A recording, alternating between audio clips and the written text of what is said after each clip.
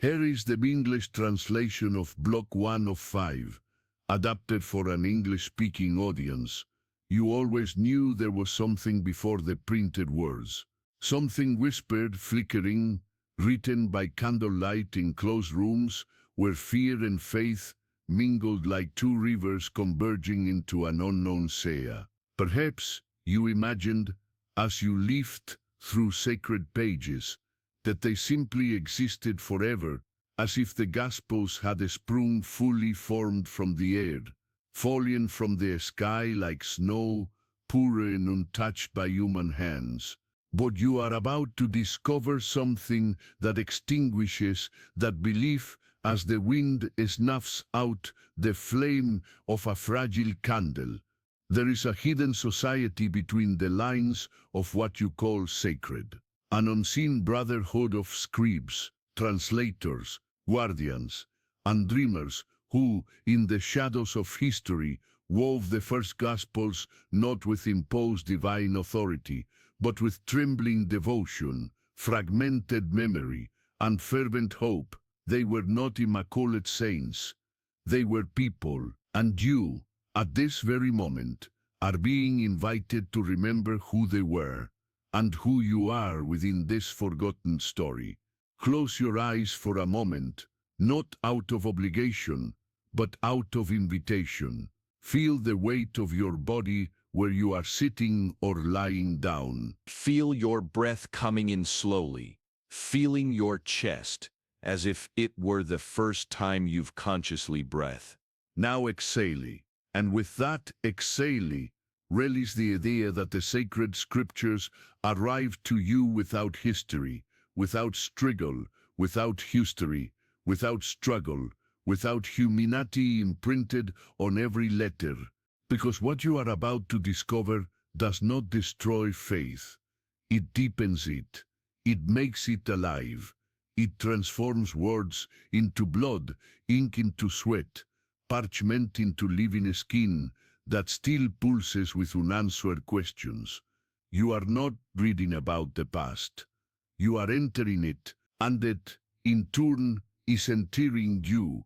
2,000 years ago, in cities forgotten by time, but not by the collective memory of humanity.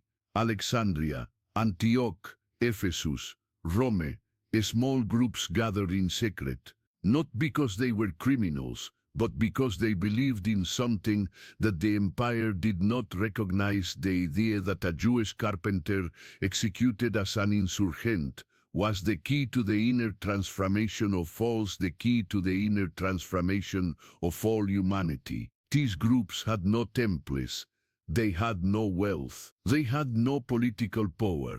What they had was living memory, stories passed down orally, words of eyewitnesses, fragments of teachings repeated in Syriac, Aramaic, Greek, and they had something even more precious, the burning conviction that these stories could not die with them. Thus was born the urgent need to write, not to dominate, but to preserve, not to control, but to share. And it was in this sacred and desperate impulse that the first Gospels arose, texts written by anonymous scribes, fervent translators, entire communities who debated, corrected, rewrote, until the words seemed just right, true, alive. You need to understand, there was not a single author sitting alone with divine inspiration, falling upon him like lightning. There were communities, there were heated debates about what to include and what to omit. There were different versions circulating at the same time.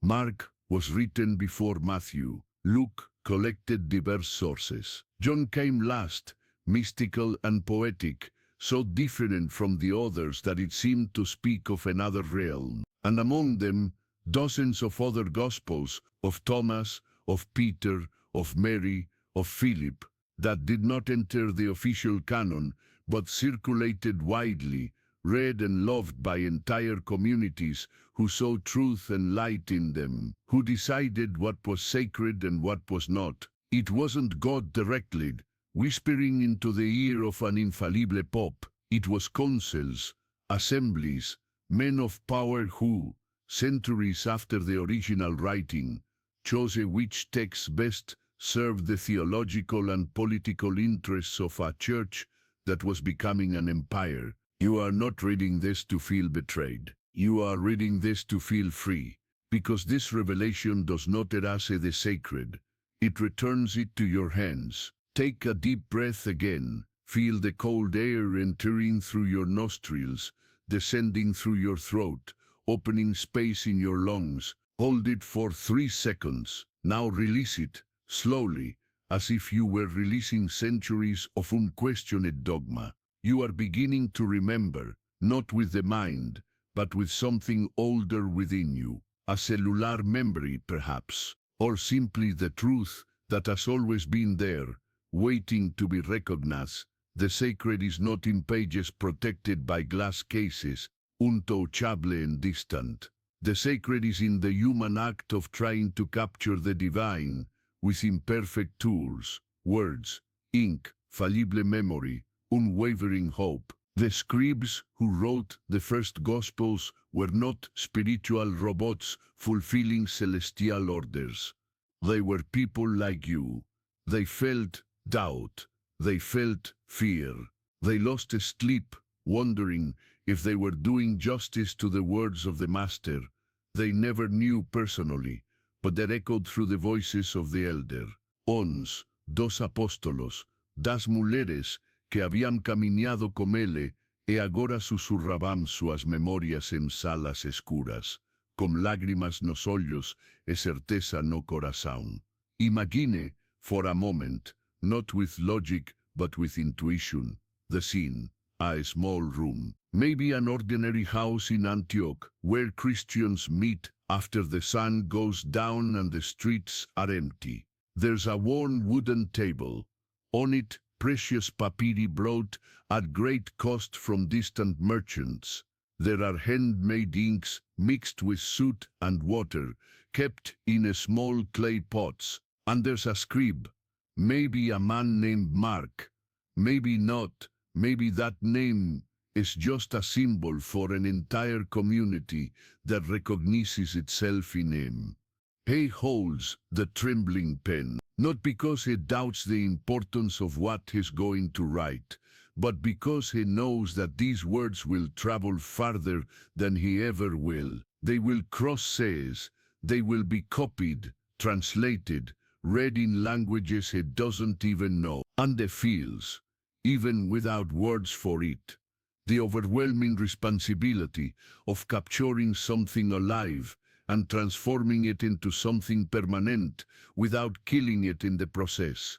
He closes his eyes, breathes, and begins the beginning of the gospel of Jesus Christ, Son of God, simply, direct, without embellishments, because what he wants to convey is not complex theology, but urgency. Jesus is alive in these words, walking, healing, teaching, challenging, loving. The Gospel of Mark is the shortest, the fastest, the most human. There are no narratives of virgin birth. There are no elaborate genealogies. Just a man who appears in the desert, is baptized, and immediately begins his mission with an intensity that doesn't give the reader time to breathe. Why? Because Mark is writing for a community that is being persecuted, that needs strength, not comfort, that needs to remember that following Christ was never about safety. It was about radical transformation, absurd courage, impossible love. And then, decades later, others take Mark's gospel and expand it. Matthew writes for Jews, so he adds fulfilled prophecies, genealogies linking Jesus to Abraham, teachings organized into sermons that echo Moses on the mountain. Luke writes for Gentiles, so he emphasizes the universal compassion of Jesus, his attention to the marginalized, to women, to the poor, to the excluded. John rates so late that the community is already reflecting on the cosmic meaning of everything. So it begins not with a man in the desert, but with the word that was with God from the beginning, true light that illuminates every human being. 4 different versions, 4 different lenses, 4 different communities trying to answer the same question. Who was this man, and what does he mean to us now? Can you feel it? Not the answer, but the question. It's still alive. It's still pulsing, because the Gospels were never just historical documents. They were, and are, attempts by communities to give shape to the ineffable, to name the unnameable, to describe a presence that changed lives, but that cannot be captured completely by any human word. And here is the secret that has been hidden from you, not by malicious conspiracy, but by centuries of institutionalization. You have the same right as those ancient scribes to interpret, question, feel, rewrite these stories within your own heart. You are not a passive recipient of pre-digested truth. You are part of the living stream of interpretation and experience that began in those dark, candlelit rooms where trembling hands wrote words that would change the world. Close your eyes again. This time, for longer. Feel your heart beating. Don't force anything. Just observe. Each beat is a reminder you are alive, you are conscious, you are participating at this very moment in the same mystery that those ancient scribes tried to capture. They didn't have ready-made answers. They had faith mixed with doubt, hope mixed with fear, love mixed with uncertainty. And yet they wrote, because writing was an act of resistance against oblivion. It was saying, this happened, this matters, this cannot die. And now, 2,000 years later, you hold in your hands, literally or metaphorically, the fruits of that labor. But you don't need to hold them as untouchable relics. You can hold them as living seeds, ready to germinate again within you, in ways that those ancient scribes never imagined, but that, deep down, they always hoped for. There's something else you need to know, something that is rarely said out loud. The Gospels, you know, Matthew, Mark, Luke, John, were chosen centuries after they were written. In the 2nd and 3rd centuries, dozens of Gospels circulated among the Christian communities. Some were mystical, full of sacred teachings and apocalyptic visions. Others were simply focused on sayings of Jesus without narrative.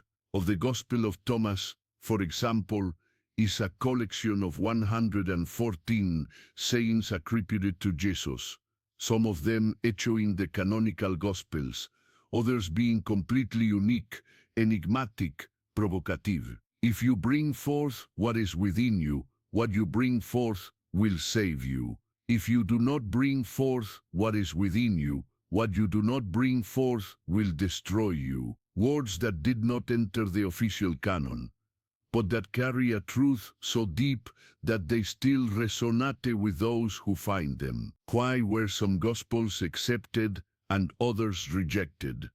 The official answer is that the 4 canonical Gospels were the oldest, the most reliable, the most linked to the apostles. But the truth is more complex. There was politics involved.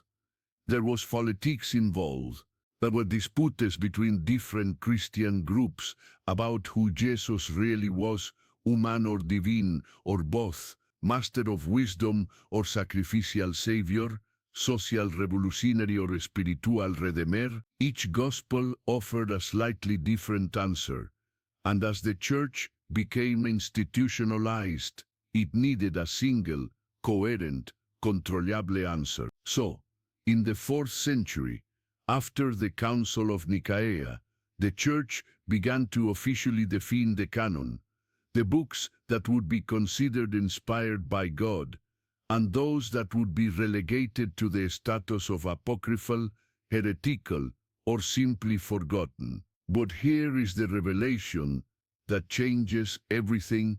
The exclusion of other gospels did not make them less true. It just made them less convenient for a power structure that was consolidating itself. And what does that mean for you today, reading these words? It means that the sacred is broader, wilder, more unruly than any institution can contain. It means that the search for God, for truth, for meaning, was never about passively accepting what others decided for you. It was always about diving deep within yourself, confronting your own doubts and hopes, and finding there, not in the pages of a book, but in the silence of your own heart, the living presence that the Gospels only point to, but can never fully capture. Breathe, enter, exit, enter, exit. You are not losing anything by discovering this truth. You are gaining everything, because now you know the Gospels are not golden prisons where God has been locked up for your protection. They are open windows, inviting you to look beyond them, to the infinite horizon, where the divine and the human meet, where the Word becomes flesh again, not just in that carpenter from 2,000 years ago, but in you, now, in this moment, as you read and feel and question and believe and doubt, and finally simply are. The scribes, who wrote the first Gospels, knew this. Perhaps not with the words you are reading now, but with a deep intuition that guided their hands as they wrote.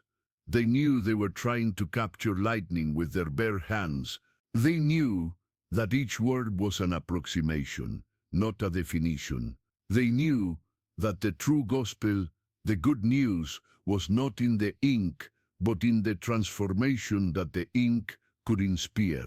And that transformation does not happen through mechanical memorization or dogmatic acceptance. It happens when you allow the old words to become living questions within you, when you stop reading like an obedient student and start dialoguing like a courageous seeker.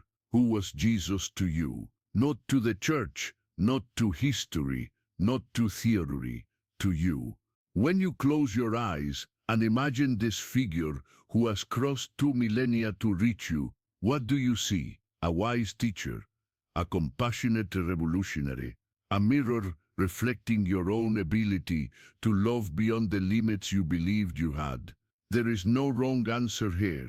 There is only your answer, and it is as valid as the answer of Mark, of Matthew, of Luke, of John, of Thomas, of all those who wrote and were not included, of all those who transmitted orally and never wrote, of all those who simply lived according to what they understood, and let their lives be the gospel that never needed pages. You are starting to remember now, not with your head, but with something deeper, a memory that is not yours, but that belongs to everyone, the memory that the sacred has never been anyone's exclusive property, that the Gospels were written not to end the conversation, but to start it, that each generation has the right, no, the responsibility to reinterpret it, reappropriate, revive these ancient stories in the light of their own struggles, hopes, and revelations. The ancient scribes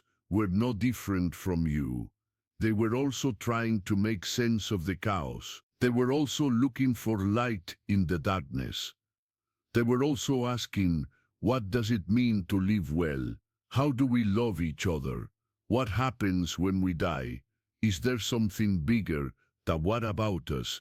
And if there is a him, does it carry? And their answer, written in Greek and Aramaic, copied by hand 1,000 times, translated into Latin, then into every language in the world, surviving persecutions, fires, wars, censorship, their answer was, there is something greater, and it doesn't care in an abstract way. Ecaris personally, intimately, radically, so radically that it became one of us, lived among us, suffered with us, and left us not with ready-made answers, but with a path to be lived, a path of love, of service, of justice, of mercy, of impossible forgiveness, of irrational hope. This path is not only in the Gospels, it is in you.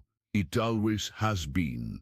The Gospels only remind you, and now you are remembering, not because someone told you that you should, but because something inside you recognizes the truth when it hears it, not the dogmatic truth imposed from the outside in, but the living truth emerging from the inside out, like a seed that has always been planted in you, waiting only for the right conditions to sprout. Close your eyes one last time, slower now. Feel the weight of your body. Feel the texture of the air on your skin. Feel the life pulsating in you, not just biologically, but mysteriously, miraculously. You are a living gospel. Your life is a narrative being written at every moment. And just like those ancient scribes, you have the choice of what story you will tell. Will it be a story of fear and conformity, or will it be a story of courage and transformation?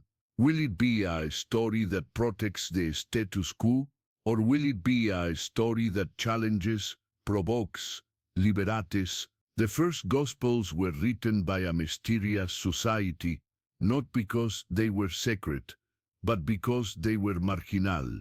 They were the excluded, the persecuted, those who had no official voice, but who spoke anyway. And what they spoke changed the world, not because they had political or military power, but because they had something more powerful, a story that touched the human heart so deeply that no persecution could erase it, no censorship could silence it, no team could empty it of meaning. You carry that same capacity.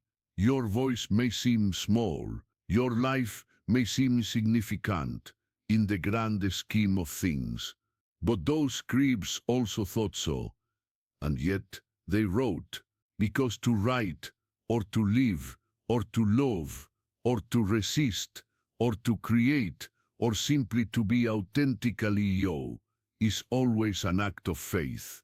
It is saying, I matter, my experience matters, my interpretation matters, my contribution to the human narrative matters. Even if no one listens to me now, even if no one understands me, even if I never see the impact of my actions, I choose to participate, I choose to contribute, I choose to love. And here is the final miracle that the Gospels reveal. When you make that choice, you are not alone. You are connected to an invisible current of seekers, scribes, mystics, rebels, saints, sinners, all those who chose to live with integrity, even when it was easier to give up. You are connected to those scribes in dark rooms, trembling with fear but writing anyway. You are connected to Jesus, the carpenter who wrote nothing, but whose words and actions inspired others to write until the whole world heard. You are connected to God, whatever your understanding of that term, not as a distant authority, but as an intimate presence, closer to you than your own breath, always inviting you, at every moment, to awaken, to remember, to return home. Open your eyes. You are back. But it's not the same you as before. Something has changed. Not dramatically, perhaps. Not in a way that you can put into words immediately, but you feel it. An opening, a possibility, a remembrance that you are more than you believed you were. That the sacred is not locked in ancient books, but is alive and pulsing in you, waiting only to be recognized, embraced, lived. The Gospels were written by people like you, imperfect, questioning, hopeful. They are not the end of the story, they are the beginning. And now you know the next page of that story is being written by you, not with ink and parchment, but with every choice you make, every word you speak, every act of love or courage or compassion that you manifest. You are the fifth gospel, the living gospel, the one still being written. And the world is waiting to read what you will write with your life. If these words found you, it was not by chance. It was because something in you was ready to remember, ready to awaken, ready to reclaim your place in the great human narrative of searching for meaning, for God, for love, for truth. Share this if you feel you should, not as propaganda, but as an invitation, not as dogma, but as possibility. Because someone, somewhere, is waiting to hear the direct translation, to hear exactly what you've just discovered, that the sacred is not distant, that the truth is not hidden behind institutional doors, that you are allowed. More than that, you are called to interpret, question, feel, and live your own relationship with the divine. That you don't need mediators between you and the mystery. That you, exactly as you are, with all your doubts and imperfections, are capable of experiencing the same presence that inspired those first scribes to write with trembling hands and burning hearts. They wrote so that you would remember. And now you remember, not because someone told you, but because something within you recognized the truth when it heard it. And that truth is simply, but revolutionary, you belong. You have always belonged, not to the dogma, not to the institution, but to the great web of seekers who throughout the centuries looked at the stars and asked why, looked within and asked who, looked at others and asked how we can love better. You are one of them, always were, and always will be. Breathe, feel, be, and know you are home. Here's a culturally adapted version for an English-speaking audience to hear exactly what you've just discovered, that the sacred isn't far off, that truth isn't locked away behind church doors or academic walls. Ted, you're allowed. More than that, you're called to interpret, question, feel, and live your own relationship with the divine. That you don't need anyone standing between you and the mystery. That you, exactly as you are, with all your doubts and flaws, are capable of experiencing the same presence that inspired those first writers to write with shaking hands and hearts ablaze. They wrote so you would remember, and now you remember, not because someone told you, but because something deep inside you recognized the truth when you heard it. And that truth is simply, but earth-shattering, you belong. You've always belonged, not to the rules, not to the institution, but to the great network of seekers who through the ages looked to the stars and asked why, looked inward and asked who am I, looked at each other and asked how can we love better. You're one of them, always have been, and always will be. Breathe, feel, be present, and know you're home